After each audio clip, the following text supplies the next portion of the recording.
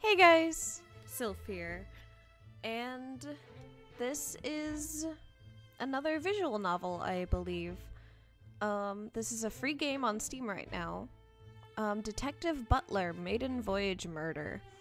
I have a soft spot for mysteries, and this game was free, but it also looks honestly pretty good.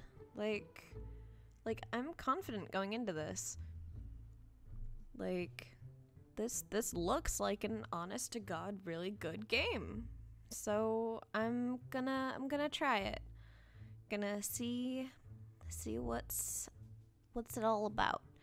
I assume this is the Detective Butler, and from what I read of the summary on Steam, this is probably Gilligan, our sidekick. Looking off wistfully at the menu options. New game. I've never booted up this game before, so... The Misadventures of Detective Butler. This is a work of fiction, names characters, places, and instances, either of product, authors of imagination, or whatever. Purely coincidental, all that crap. On the dark and rainy streets of London, a crowd stands huddled together under umbrellas. In the middle of their circle lies a body. A stab wound to the chest makes it clear this person has been murdered. Nah, couldn't be. And with this, I've solved it. A man wearing a trench coat and fedora emerges from behind the group, and they all turn to face him in shock. Who was this man? Where had he come from? You've solved it? Sir, please tell us what you know. I say, you can't have possibly done so. It's what bigwigs call an impossible crime. If those men from the yard can't wrap their heads around it, then surely a commoner such as yourself... Hold it. I may be an amateur, but that won't stop me, because I get a real kick out of solving these impossible murders.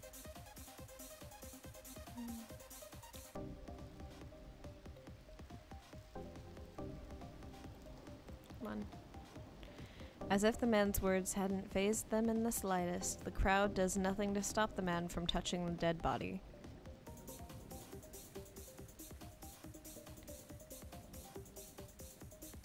The man reaches into the corpse's pockets, smirking once he realizes what's inside. Yep. Just as I thought. If he had tools on him, then he died. If he had these tools on him when he died... then I definitely know how it was done. If I may politely ask, isn't that a problem? It's been raining constantly for the past 3 hours, but as you can see, there's no footprints on the ground here, save our own.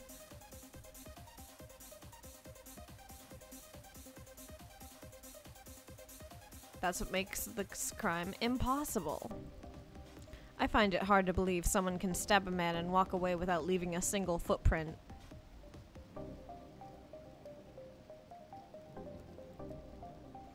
There was a second victim, wasn't there? Killed in an impossible manner as well. Found dead in his study, right? How did you know that? We haven't told anyone. Never mind that. Let me explain the other victim. Then I'll get to this one.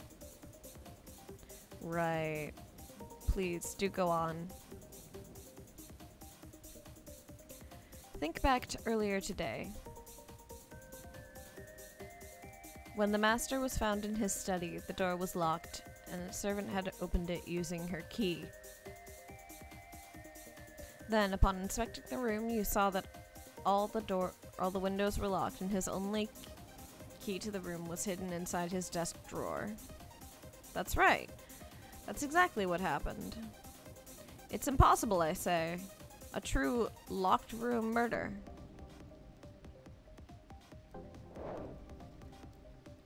In the morning, while the master was out walking his dog, the culprit approached the door to the study. He then took out some tools and unscrewed the hinges of the door. That's how he got in without using a key. Then the culprit plopped some cyanide into the master's tea, which the poor fool carelessly left sitting out. That explains why the room smelled of bitter almonds.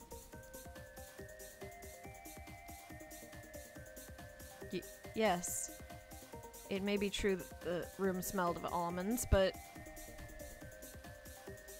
you think I forgot about the sealed windows?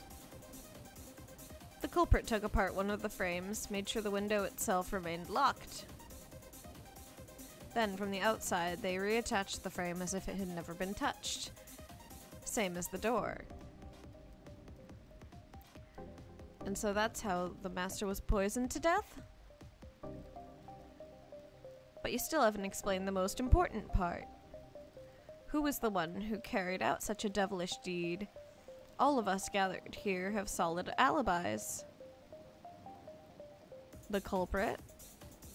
You're surrounding him. The amateur sleuth points to the nearby corpse. I say, it was the master's brother this whole time? If the master were to accidentally die, and the inheritance would be his for the taking. But when he escaped out the window and climbed onto the roof, that's when his plan went horribly wrong. The master had seen it coming, had seen all this coming, and concealed a knife thrower trap on his own rooftop. And so our culprit became the victim of a second murder. And our victim becomes our second culprit. Hold on. There's one flaw with that theory. What happened to the knife? It was made of ice, so by the time anyone found the body, it had melted without a trace. Crowd was speechless. Everything had now been revealed to them by this unknown amateur. You can thank me later. I just can't pass up an interesting puzzle. But that's my style. If it's not interesting, I won't bother solving it.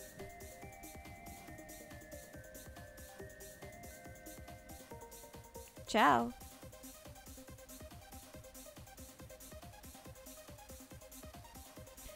The man fades into darkness. The crowd is satisfied with his explanation of the recent 2 murders, and no longer need the aid of the detective who happened to stay the night in their mansion beforehand.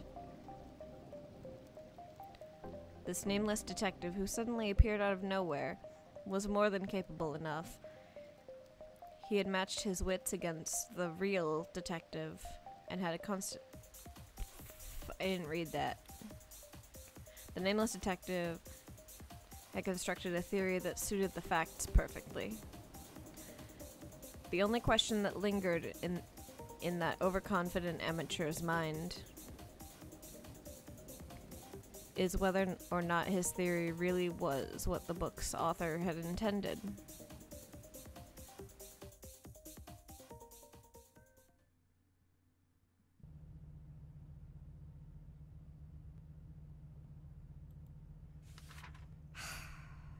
The man, now sitting at a modern-day bus stop, flips to the next page in his book.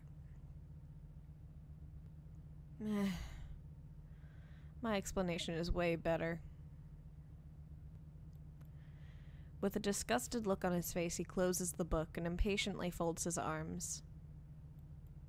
Well, I'm bored. Should have brought some more books with me. I'll have to find something else to entertain me now.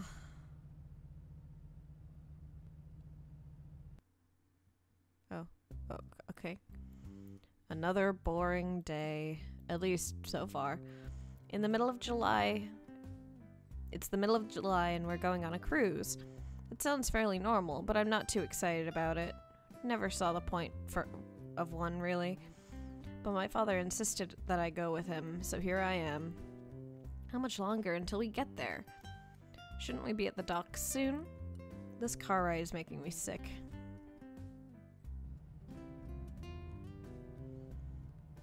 Hey, Gilligan, you feeling okay? You look bored out of your mind. I'm fine, Dad. Are we there yet? Yeah, almost. You see the seagulls out there? That tells you we're getting close. My father points to several seagulls flying around the nearby ocean. There's actually a story to those seagulls from a long time ago when my family used to live here in California. Back then, both my father and mother lived here, near the place these seagulls are flying around. My mother really loved animals, so she would go out to see them whenever she could. The two of them often saw those birds hanging around near the beach or harbor. The seagulls must have left my father with a lasting impression. He told my mother how they reminded him of his favorite TV show as a kid. The one about some people shipwrecked on an island. And that's how I got my name, Gilligan. Oh, so I'm Gilligan now. Okay. I've grown used to it by now. But being named after a fictional character sure was weird at first. That said, Galvano is a pretty strange name too. Maybe it just runs in the family. So you're named after the show Gilligan's Island. Adorable. At long last, we find a parking spot and the car goes silent. Since we're finally here, I'll stop my complaining. I unlock the door and step onto the pavement. The cool summer breeze greets me as I stretch my muscles outside. In front of me rests an enormous cruise ship. I hadn't heard of it, but supposedly it's top-notch. That's why my father booked a vacation here. Today marks the beginning of its maiden voyage, the first voyage ship makes. So I'm left with wondering how a cruise ship can be known as top-notch without making a single trip. This ship went by a different name a long time ago. Well, I can't remember it, but they refurnished the whole thing too. But it's almost like it's brand new. Ah, I get it. So it's a high-class ship that's been completely redone, and we'll be the ones to experience its first cruise. How'd you find out about this? Believe it or not, I'm friends with the captain. You know, company connections and all that. So he told me right away when he got enough money together to start up a cruise ship again. I see. I guess being a CEO does have its perks. My father is the CEO of a rather large company. I don't know. I cannot read. It's an insurance company, so to sum things up, my family is filthy rich. However, I don't actually do anything for the company itself. At the moment, I only have a high school diploma, and I'm to begin coursework at a prestigious university. Afterward, I might be able to get something done. But for most of my life, I've been known as a slacker. I guess that's what happens when you're spoiled. Ashamed that my high school GPA was under 4.0, my father pulled a few strings and got me accepted to his preferred university. Yeah, he totally cheated the system there. What a nice guy. He wants me to run the family business or whatever, to become just like him and take over the company someday. And to do that, he'd want me to get into the best school possible. This is sounding an awful lot like Seduce Me. And the main character's story through that. It's like, but Dad, I don't want to go to college to study business. Stuff like that. I'm guessing Gilligan just wants to do what he wants to do. Or just be a lazy bum. I can agree with either of those. I have no choice but to go along with his plans. I don't know what I want to do anyway. Okay, he doesn't. Maybe I should become a doctor or a lawyer? Settling on my father's dreams is a good idea as anything, I guess.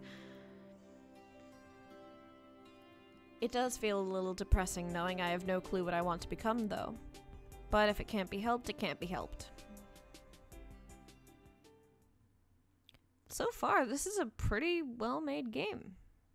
Like, besides the lag when letters come on, I don't have any issues with it. My thoughts are interrupted by the footsteps of an unknown person. Mr. Golder. A tall man approaches us wearing a jet black suit and sunglasses. That's me. Did Jack send you down to pick us up, as I asked? Correct, sir. And you are Gilligan? Yeah, I'm Gilligan. Understood. Follow me this way, please. The man leads us through various security procedures. The customs people screen our luggage, as they do with everybody, and allow us onto the ship.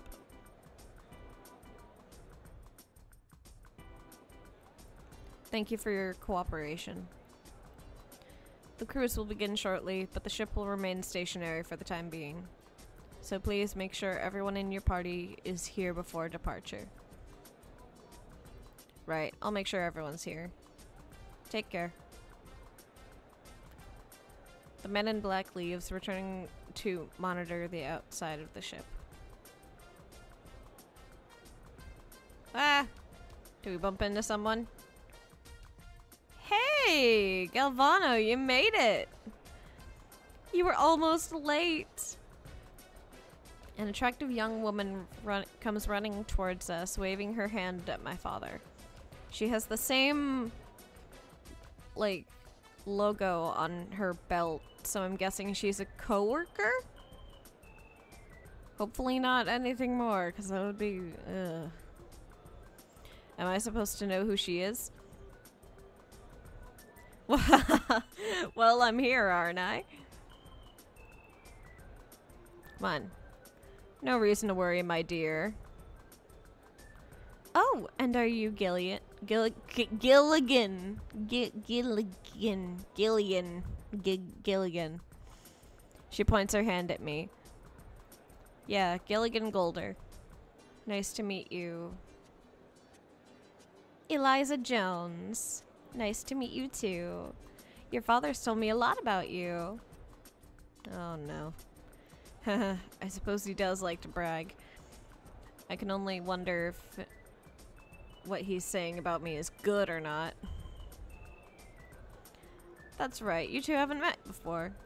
I told you I invited all the company's executive board members here, didn't I? Eliza is the CCO. Okay, I don't know what that stands for. Chief Commercial Officer. Okay. And you, Gilligan? Huh? I'm not a company member. I've never seen the inside of the building.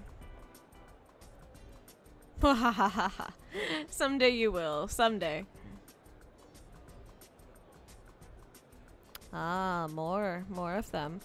Eliza turns around, waving at two people I haven't seen before. Are those the other company members? Well, they have the GG symbol. You run too fast, Eliza. There's no real hurry, you know.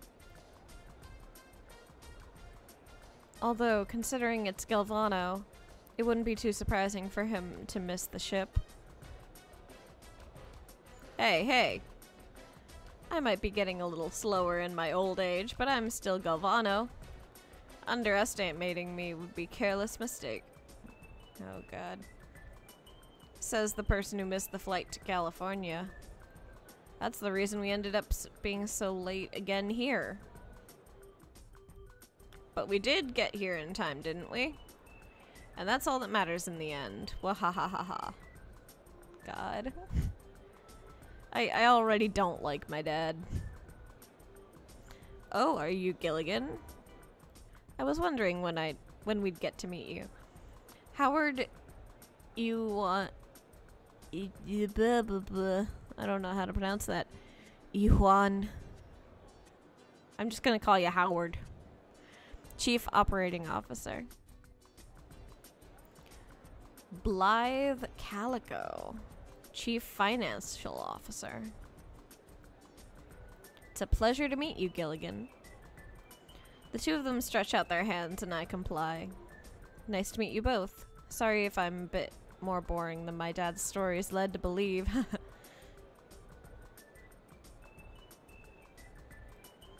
Oh, come on now. We've just met you, but I bet by the end of this cruise we'll have lots of fun memories. I hope so too. Do you like games, Gilligan? Yeah, who doesn't? Of course. Then perhaps we should play a little icebreaker game to get to know each other better. Oh, jeez. I can tell you all about Gilligan. You see, when he was a little kid, he... Hey! There's no need to embarrass me.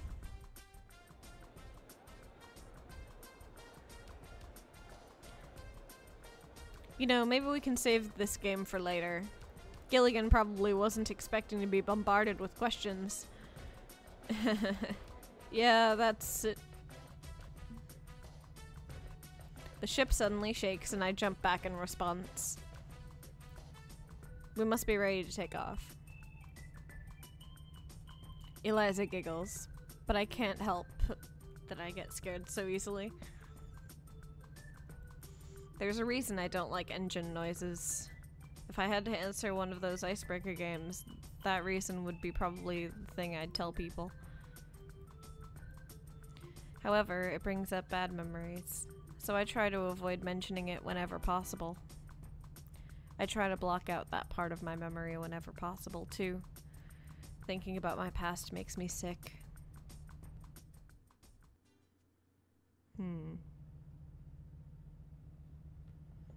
My father approaches one of the suited men and asks him something I can't hear. Then, the two of them approach our group. Please follow me. At Mr. Golder's request, I will guide you through the ship on a short tour. It won't take very long. The five of us follow the man into the interior of the ship.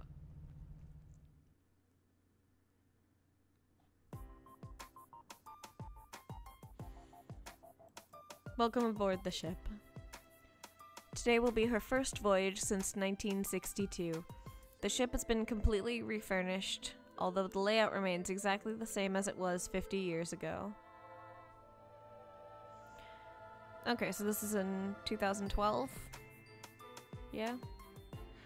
The first deck is off limits to passengers, as the engine room, boiler room, and employees' rooms are located there. Please follow me around the second deck. This door leads to the dining hall. Originally, large parties were held here, complete with ballroom dances and performances on stage. We will do our best to recreate the original atmosphere by having performances of our own.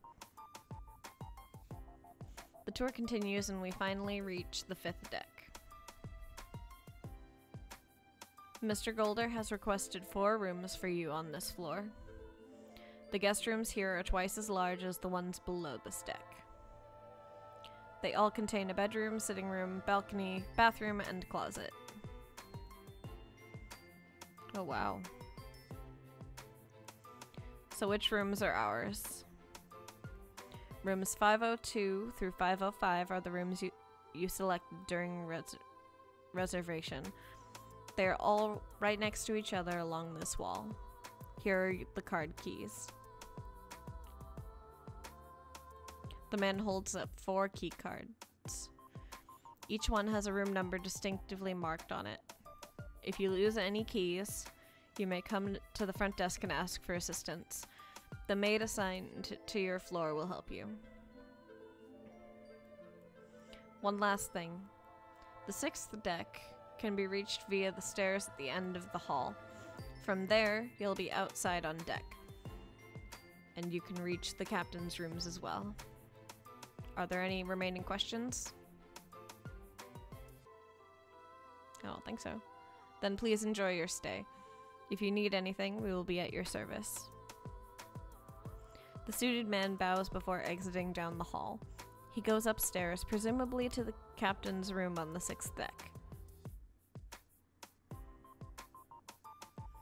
All right, everyone, let's meet up in this hallway for dinner around 6.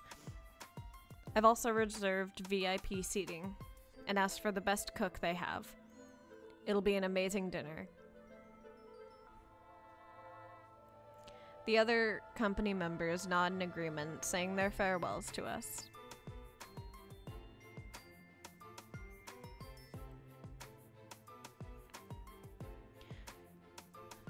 They then go into their separate rooms. My father and I will be staying in the same room. I was the last-minute addition, and all the other rooms were taken, so it worked out like this. Luckily, there are 2 beds for us to sleep in. For that same reason, there's only 1 key to the room. It's horribly inconvenient, but I heard most cruise ships are a pain, so I'll deal with it. We enter the room. My father walks over to one of our beds, setting his luggage down. I do the same for the bed across the room. We begin unpacking, using the dresser opposite of the bed to store our things. Near the dresser is a plasma TV, as well as a closet. Hey Gilligan, do you see this balcony over here? The view is great. My father walks over to the balcony, taking a good look outside. I pay it no mind and open the door into the bathroom. Oh, hello, maid. Ah! Suddenly, I see a girl standing in total shock. She looks about my age and is wearing some kind of uniform. What? The girl jumps back, frightened at the sight of me. Sorry? Still shaking from nervousness, she doesn't respond. What's going on out there, Gilligan? My father finally looks over and sees the girl cowering behind the bed. What the? Not even an hour into the cruise and you're already making women cry? Get your act together, boy. What? I didn't do anything! I don't care where the girl came from. She could have been an alien from outer space for all I care. Now apologize to her. But I don't even know what I did wrong! How many times do you think I knew what I did wrong and then I apologized to your mother? Now don't drag her into this. Please stop. It's my fault. The girl stands up, wiping her tear-covered face. She makes an awkwardly forced smile, probably an attempt to smooth things over. You see, cruise ship maids shouldn't be seen cleaning the room. We're supposed to do all the cleaning while the guests are away. So when I heard you two coming in, I got scared and hid. I'm sorry. Don't worry about it, miss. Yeah, don't worry about it. In fact, I think it livens things up around here. It did? It did? Then, as an employee of the ship, I'm glad to make your cruise... I'm glad to have made your cruise more enjoyable. After looking a bit flustered, the girl takes a minute to regain her composure. Well then, I should probably be leaving now. I still have a few rooms I need to clean. If you need me, just call. Goodness, violent shake. She waves her hands, almost like a salute, and dashes out of the room, the door shutting behind her.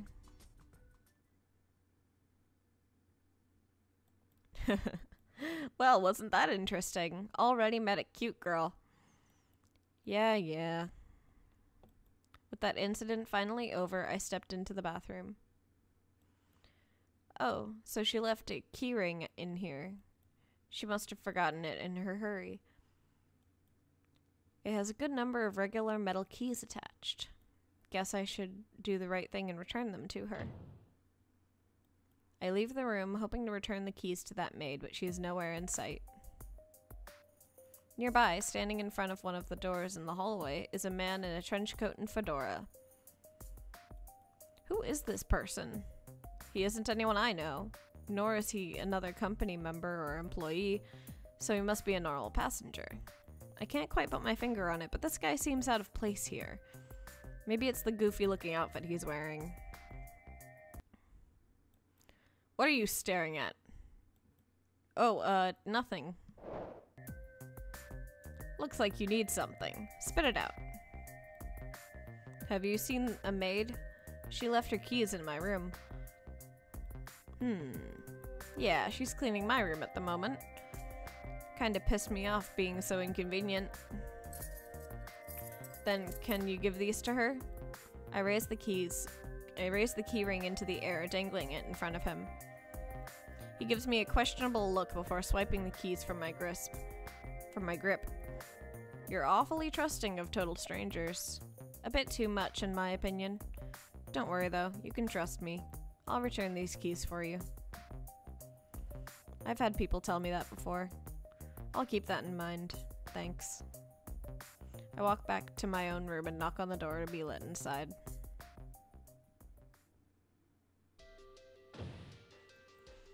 This cruise ship really has some strange people on it. I'm going to head out to the bar. What about you? I think I'll just watch television for a while. Alright. Remember, we meet up with the others for dinner at the hallway at 6:30. Don't be late. Right, I won't. You said 6 earlier. Have fun.